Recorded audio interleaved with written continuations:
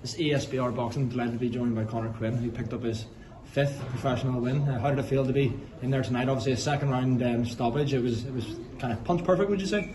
Yeah, well, maybe punch perfect. Missed 1 or 2 shots in there, so punch perfect from the outside. But from me and D looking at it, not quite so, but probably as close as you can get in them sort of fights. Do you think, obviously, it looked like he came out and, you know, obviously he was a journeyman, but he had some wins on his record recently as well, actually. I was looking, you know, was the aim to knock him out? Was that, were you always going to any fight? If it comes, it comes, it doesn't matter?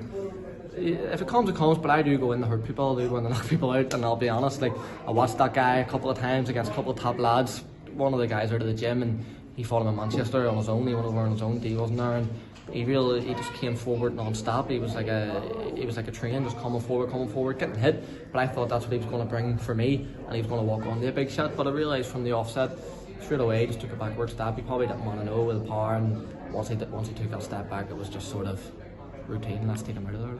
Looking at that fight tonight, and then obviously all the ones that you've had before, where do you rank that in terms of performance?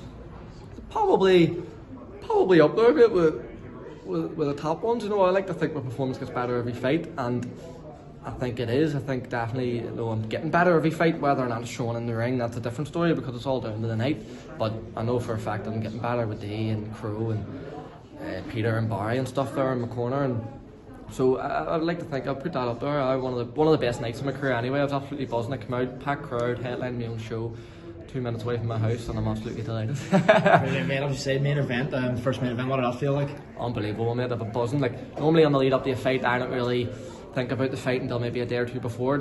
I've done it plenty of times, and I just don't know what to do. Like, I'm not really that nervous or anything. Whereas, for about 3-4 weeks now, mate, I just couldn't wait for fight night. I'm absolutely buzzing, and I don't know if it's maybe because it was main event, or else I just feel like I'm starting to progress the way I want to now, and I want to go out and show everyone. But absolutely buzzing. I'm doing pads with D, and I'm halfway through the round of pads, I'm shouting things out, and I'm saying, like, no, just can't wait. Like, I'm buzzing. I was doing a bit of sparring, me and Owen O'Neill doing light sparring. Next minute we're taking each other's heads off and just hugging at the end and saying, like, let's go, you know. And I'm never like that, so I was absolutely buzzing, mate. Delighted.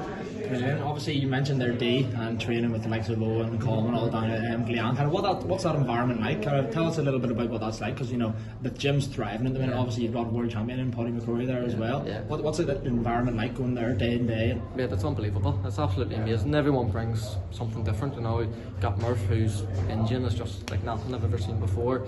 Obviously an amazing boxer, but I'm talking about the differences between them. You've got one who will do anything to win, you know, and he throw every punch in the book, and he take every punch in the book too, and keep coming forward. And you've obviously got Paddy, world champion. Like, what more can you ask for, you know? And you've got Lee Reeves, George Hughes, and all these different mixtures of styles, and you've got Southpaw and Lee, and, you know, I was obviously fighting Southpaw tonight. So anything that comes facing us, we've got something to work on with each other, you know, and it's unbelievable. And we're all great friends too, you know. Me and Owen spend about 8 hours a day with each other, and 7 hours out of the 8 probably me slagging him or doing something on him or banning him something, you know what I mean? So it's a brilliant environment, and we're all pushing each other on. Brilliant. And just finally, Conor, what you know, 2023, what do you want it to look like? Obviously you mentioned you got a bit of a niggly hand injury, we're only in February, but, you know, for you, what's the ideal scenario in 2023? How many fights do you want to have? Titles as well? Definitely, I want to have at least 4 fights. 4, like Mark always says, 4 is a number you don't want to go any less than 4, you know. More perfect, like, but 4 is enough to keep every fighter active. And, you know, I've done an 8 rounder there tonight. Well, I was scheduled for it, I was ready for it, mate. You know, you can see I threw about 200 punches each round there, and I wasn't blowing. So I want to push on, mate. There's British Commonwealth titles there. I want to really start to look towards them and at the end of the year, and I think it definitely is possible. Brilliant, Conor. Thanks very much for your time. Thanks very much. Thank you, mate. I appreciate it. Thank you, buddy.